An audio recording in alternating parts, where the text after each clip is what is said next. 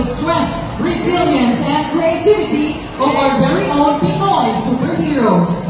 And speaking of true strength and leadership, we are blessed tonight with the presence of a guiding force in our division, one whose dedication and vision continue to empower both teachers and learners alike.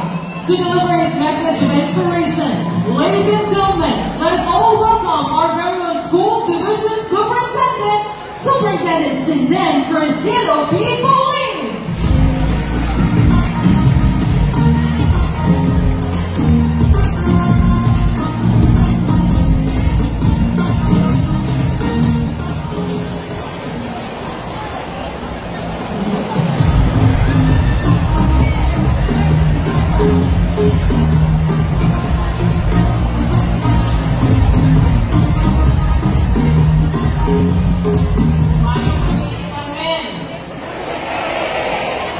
Greetings of respect to the Father of the municipality, Honorable Mayor Limor, ang atuang board member sa Cebu Province, board member Billy Limor, mga members of the Subuyan Bayan of Carmen, ako mga kauban sa Division Office na ayon si Dr. Wagas, Dr. Oliverio, si Mr. Pinapay who form part of the educators tonight.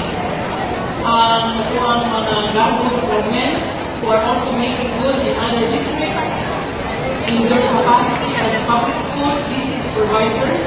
Si Ma'am Arlene Buot sa Asturias School, si Mr. Alvin Chavez of Santa Fe.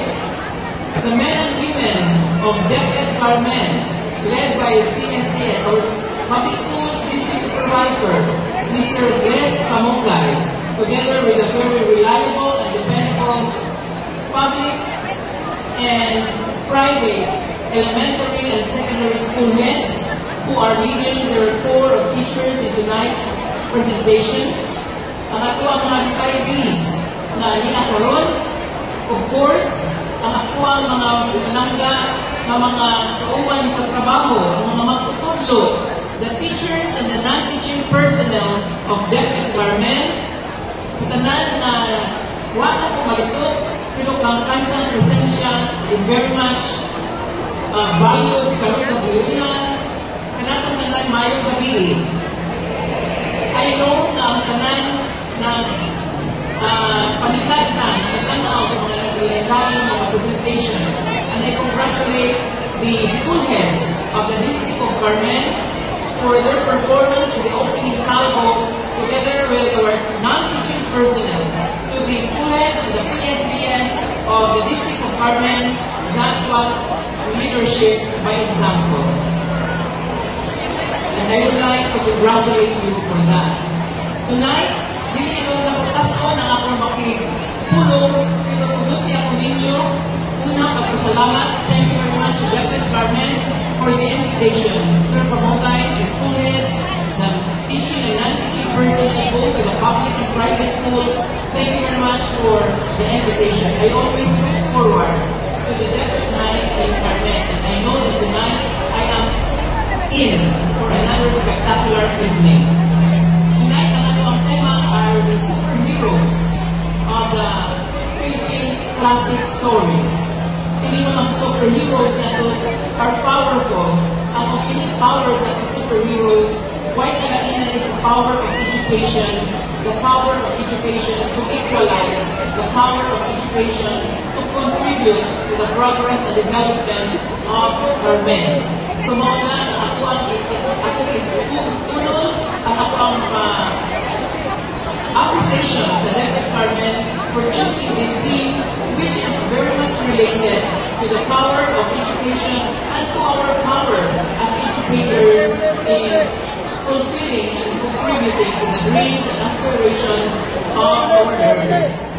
Magpasalamat ako sa atong mga DepEd personnel, kabisan sa kagaghan sa atong mga trabaho, still we found time to gather together with the closeness of unity to be part of the festivities for this year. And I know that for every rehearsal that you made, for every practice that you made, you gave your full support and your heart congratulate your dedication, your relentlessness, your commitment, so that you will come up with very excellent performance. Kung kailangan inyong commitment, dedication, sincerity during your rehearsals, translation lamang ko na sa inyong sincerity, sa inyong dedication, o sa inyong commitment, sa inyong pagpalugyo sa atong classroom sa kabataan. Tonight, your commitment, your dedication that you show in the classroom is brought to stage as you bring a very powerful and a very extravagant performance. So to you all, let's enjoy the rest of the evening. To Mayor Villamor, let me take this opportunity to express the very heartfelt gratitude to the Department of Education for your continued support to DepEd, together with the members of the local government unit. At the board member Villamor, daghang salamat sa inyong pakiguban. Walay lain pa inspirasyon ang among ipakita ang pumili ang tubalan kami sa mga kalimutan karong bilunan. So to you all, let's enjoy the evening and to the municipality department, happy fiesta. Let the show begin.